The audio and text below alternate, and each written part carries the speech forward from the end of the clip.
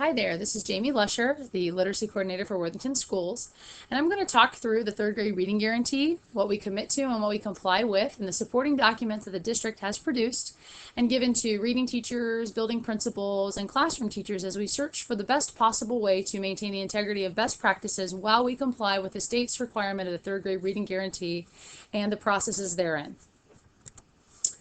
First, the accompanying document notice of the third grade reading guarantee and planning information for 2013 form, as you see here on the screen, is an annotated document that was updated from 2012 to 13 school year to the 2013-14 school year. You will note that the changes are highlighted to give you an understanding of where we were last year and where we are this year. For example, you see here highlighted that the benchmark score for the 2013-14 school year for passage on the Ohio Assessment Test in reading is a 392, whereas last year in 2012-13, the cut score was a 390. So as you look at this resource, please pay close attention to those highlighted areas so that you are aware of where we were and where we currently are, and any processes therein that may impact our compliance with the third grade reading guarantee.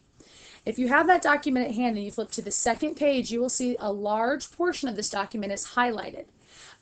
Discussion about our process in terms of notification of parents, as well as exemptions for ELL students and students with disabilities. So let's talk through some of that. Our process for the 2013-14 school year is the same process we used in 2012. Our goal is to integrate our parent communication, partnership, and plan as a part of our parent-teacher conference process. The state requires that by September 30th, every student, grades K through 13, K through 3, have a diagnostic assessment completed. Those results are analyzed, and we look at those results to determine if children are on track or off track to be at the grade level benchmark by the end of third grade. This year, we are using crawl scores for kindergarten, MPG for first grade. For second grade, we can look at MPG scores as well as the DRA and correlated Faunus and Pinnell benchmark assessments. And in third grade, additionally looking at that spring second grade MPG score or MAP score, as well as looking at the DRA or FNP correlated scores for third grade. Once those scores have been assessed and analyzed and students are determined to be on track or off track, the team of teachers, principals, support service personnel can determine what interventions are going to be best practice for those students. Those meetings need to take place by November 30th. So that means that after the assessments are completed, building level teams will collaborate. As parent-teacher conferences happen, parents must be notified and have conversation around the particular plans provided to students in terms of meeting the grade level benchmark. So we'll look at those resources in 1 second. What I'd like you to pay close attention to on this document, though, the right of notice, is that last year the state of Ohio said that all students that were on an IEP were exempt from the third grade reading guarantee so long as there was language in the IEP explaining this. This year that is the case. However, the students that do not have identification as a specific learning disability in reading need to have that language specifically tying their disability to a performance gap that would result in non-passage or not meeting the cut score of 392 on the third grade reading guarantee or the third grade Ohio Achievement Assessment. And we'll look at that accompanying document. Additionally, ELL students are exempt if they've not been in school in the United States, so their date of enrollment is 3 years or less. Again, that is 3 years or less, and that is different from the 2012-13 school year. So we're now going to go to the third grade reading guarantee guidance manual. This manual was published August 22nd and also is color coded so that you can see any changes in process, planning, or compliance that have been added to the document or revised, since 2012-13. So this document is a really nice resource because it's efficient. It's 17 pages long, and specifically you can look at diagnostic assessment compliance. You can look at what you do in terms of transfer students, or most importantly, where we want to spend our time today would be students with disabilities or the English language learning provisions. And again, this document on page 15 is where you would find the provisions for students with disabilities. Again, last year the process was that any student that was on an IEP would have language in the IEP exempting them from retention under the third grade reading guarantee. This year, every student, as the language says on page 15, must be looked at case by case, and that process is a part of the IEP planning team. So for example, if you are a third grade teacher and you're on an IEP team for a student who has a specific learning disability in math, the IEP team has to specifically discuss if there is a nexus between the disability they have and any performance on the Ohio assessment in reading.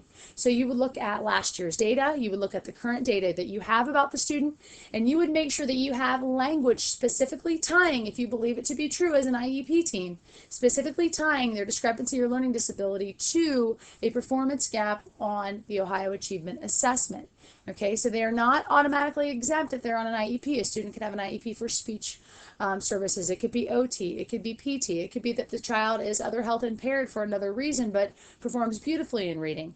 So the language here says that the decision, one, needs to be made by the IEP team. Okay, so have that conversation as a part of your IEP planning.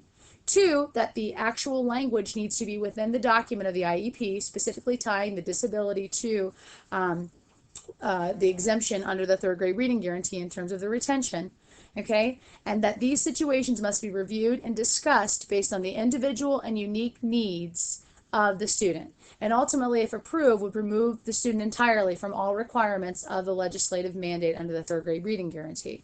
Again, for further information about this, go specifically to this manual that was posted August 22nd, and you would find this specific guidance for districts on page 15 of the document, falling into page 16.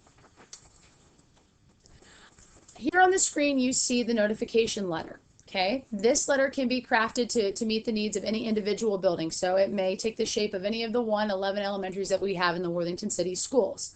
It is best practice that this notification happen during a parent-teacher conference where the child, the parent, potentially the principal can talk through these documents. It is absolutely not our mission that a kindergarten parent who is within the first 6 weeks of their school year go to their mailbox and pick up a letter that says, "Welcome to Worthington. We're sorry your child's in failure, in jeopardy of the third grade reading guarantee." That is not our mission to our students, and certainly not our mission to our families. And we don't want to put our children, our families, or our teachers in those type of positions. So our goal would be that communication, the actualization of this document, the letter, the notification, would meet compliance standards, but would happen as a part of a conversation where you're talking about the individual needs of a student and as a part of the planning process. So in a building, you would have a parent-teacher conference. You would use this letter to discuss what your data says about the student, and then you would move right into the planning process, which would bring you to some potential resources and supports we already have in place. If you have a child who you believe might benefit from reading intervention support over the summer, such as level literacy intervention, you may want to use the document that you see here that you have access to, which is a save the date flyer. As you're planning with the parent and you're having conversation around where that child is academically, you may say it may make sense for them to extend some of their learning over the summer. Providing intervention over the summer could be very effective. Last year we had tremendous response with our students, 84% of our 140 students making either the grade level benchmark or beyond the grade level benchmark for the summer. We're going to be offering this program again. We will have it as an invite only, and not all students will get a place because we'll have far too many students that would like to attend, but maybe save that date. Here's some more information about that so that as we think about summer and we monitor progress of your student, that maybe you could participate in this program. So this is a resource that maybe you would have as a part of your planning meeting. This is the Worthington Schools Parent Reading Partnership document. Here is where you would have the written pathway of planning, where you would talk with parents, the principal, the teacher, and any support service staff members would talk about the current levels of the student and what types of interventions you would have put in place for that child and how you would partner with parents. There's responsibility on part of the school, responsibility on part of the student, and responsibility shared by the parent as well. So this document would be filled out and completed. This document would be copied so that one parent, the parent would have a copy, the teacher would have a copy, and we would place one in the cumulative file within the office so that you'd have the record of one notification into the planning portion as required under compliance of the third grade reading guarantee. Again, this process is the exact same process that we used for the 2012-13 school year, and it's an integrated model that we would just infuse into the parent-teacher conference. Many of you work tirelessly. I shouldn't say many, say all of you work tirelessly to partner with parents and communicate with parents. I do know that it is extremely difficult to get some families to cross your threshold and to come through the door and have a meeting with you. Should you repeatedly attempt to have parents or a family come in and meet with you, and they're still, not attending any of those meetings, simply complete the planning form as a team at your school, sign all members that are present at the meeting, send a copy home to a parent, put that copy, regardless of whether you have the parent signature or not, in the cumulative file, and make sure the teacher has a copy, simply annotating that you have made every attempt, you attempted on such and such a date multiple times to have conversation and to notify parents. Put all that information in the mail and make sure that you keep that information as documentation in terms of when you sent it home and exactly what you sent home, because you've done your due diligence, okay? You've tried to partner with parents and you've worked to notify them. Here you see a form that should be a nice quick reference for you. In terms of what we have to report to the state, our Infinite Campus system has been upgraded, and we now have a feature that will make the actual requirements for data provided to the state through EMIS a little less difficult. Again, if you go back to the state's manual on page 17, it gives you information regarding the legislative requirements and the actual process that the state uses for the data. In Worthington, this year for Infinite Campus, every student that you have in your buildings, K through 3, has a 3rd grade reading guarantee tab. At this time, every single student K3 in the entire district is marked on track. Okay, so the process requires this. By November 30th, which would be when the deadline for not only the assessments having happened by September 30th, but the planning and the notification deadlines being met, by November 30th, teachers must go in, and if a child is off track, they need to click that box so that it's unchecked, right? Everybody's checked on track now because most of our students are on track. You click the off track box, and then you will see a tab that says to enter the date of parent notification and the date of the plan implementation, the date of planning. My assumption is that if you integrate these into your parent-teacher conferences, notification and planning will probably be the same date. So most of your staff or identified staff members will enter probably the same date for both the notification and the planning compliance. Below that, you'll see intervention plan, the interventions planned for the student. This document that you see comes specifically from the state of Ohio to give you an idea of the verbal description that you can place in that box. Our technology department, Dina Barnett, will actually enter the codes for us, so you don't really need to pay attention to the codes. What we need our teachers to do, or for our building level teams to look at, would be those descriptions. Pick one description and enter that in terms of the intervention employed for students. I will draw your attention down to the bottom of the page where you see leveled literacy intervention. Okay, the Fauna Simpanel Leveled Literacy Intervention System is a small group supplementary literacy intervention designed to help teachers provide powerful daily small group instruction for the lowest achieving students in their grade level. Now, the teacher wouldn't enter all of that information. They simply would write Leveled Literacy Intervention in that box. They would save before they clicked out of that window, and then they have complied with the data or the reporting requirements as provided under the 3rd grade reading guarantee. Okay, again, these documents have been, I think, modified to be simple, to be user-friendly, and again, your principals, reading teachers, and English language arts teachers in all elementaries have access to these materials. Again, our process is the exact same as it was for the 2012-2013 school year.